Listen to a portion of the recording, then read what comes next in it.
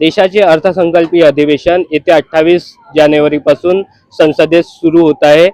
वित्तमंत्री निर्मला सीतारामन हे 9व्यांदा 1 तारखेला रविवारी हा बजेट संसदेत सादर करण्यात येणार आहे। आपण सध्या भंडाऱ्यातील या चहा कट्ट्यावर आहोत। सामान्य नागरिकांना आणि गृहिणींना या बजेटकडून काय अपेक्षा आहेत हे जाणून घेऊया त्यांच्याकडून। दादा, काय सांगाल, तुम्ही एक रिटायर्ड कर्मचारी आहात, या बजेट वरून काय अपेक्षा आहेत?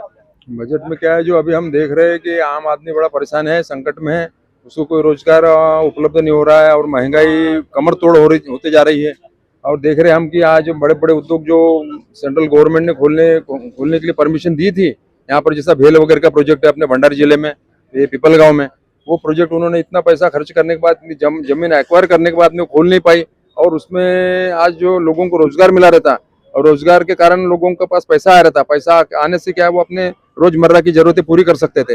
लेकिन हम देख रहे हैं कि रोज महंगाई बढ़ती जा रही है, बेरोजगारी बढ़ती जा रही है और साथ में फिर करप्शन बढ़ते जा रहा है। तो आज हर आदमी त्रस्त है, यानी महंगाई के मार से त्रस्त है और आवक कुछ नहीं है।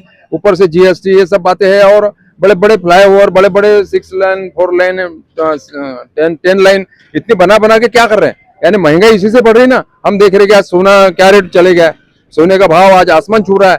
जो बीजेपी सरकार यानी सेंट्रल गवर्नमेंट की सरकार जो कांग्रेस पे और अन्य विपक्षी दलों पर आरोप लगाती थी कि ये तुम्हारा मंगलसूत्र भी छीनने जा रहे हैं, आज देख रहे हैं कि ये सरकार जब से सत्ता में आई है, आज लोगों के मंगलसूत्र क्या, लोगों के पास 1 ग्राम भी सोना नहीं है।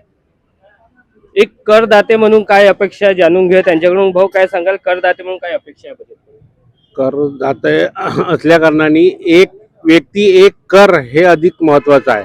आणि माननीय पंतप्रधान मोदी साहेबांनी जेव्हा 2014 नंतर त्यांनी हे सांगितलं होतं की एक व्यक्ती एक कर म्हणून आणि लागेल, पण असं काही आता 26 येऊन 26 येऊन गेलं तरी पण एक कर एक व्यक्ती असं लागू होणार नाही। पण कर आमची अशी विनंती आहे, या बजेटमध्ये अशी अपेक्षा आहे की या करामुळे जो घरगुती उपयोगी वस्तू आहेत ज्यांचे भाव एकदम आसमानाला वाढलेले आहेत ते त्यांनी कमी व्हावं ही अपेक्षा एक करदात्याकडून आहे। गृहिणी आपल्या सोबत आहे, या गृहिणीला काय वाटते या बजेटकडून आपण जाणून घेऊया। काकू, काय सांगाल, या काय सिलेंडर स्वस्त झाला पाहिजे, काय वाटते या बजेट पासून? आम्हाला सिलेंडर स्वस्त झाला पाहिजे ना। गृहिणी आहे आम्ही, तर कसा स्वयंपाक कराले, काही हे कराले खूप महाग आहे, म्हणून आम्हाला परवडत नाही।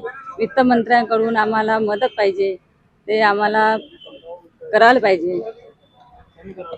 वित्तमंत्र्यांनी एक गृहिणी म्हणून त्यांनी त्या सिलेंडरचे दर कमी केले पाहिजे आणि त्यांना स्वयंपाकघराला मदत होईल असा बजेट सादर केला पाहिजे। आपल्यासोबत दुकानदार आहेत। दादा, काय सांगाल, या व्यापारी म्हणून काय वाटते या बजेटकडून?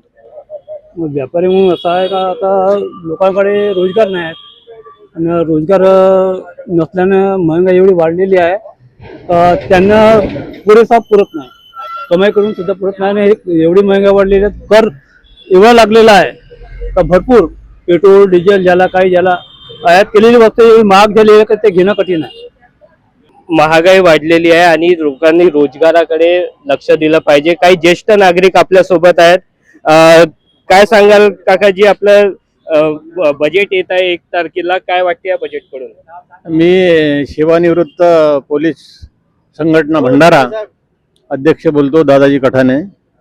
आजच्या युगामध्ये सेवानिवृत्त पोलीस कर्मचाऱ्यांना बजेटमध्ये महागाई आणि आजच्या बेरोजगारीच्या नुसार पाहिजे तेवढे पेन्शन मिळत नाही, पेन्शनमध्ये फार कमी मिळते आणि त्याच्यामुळे सेवानिवृत्त कर्मचाऱ्यांचे कमी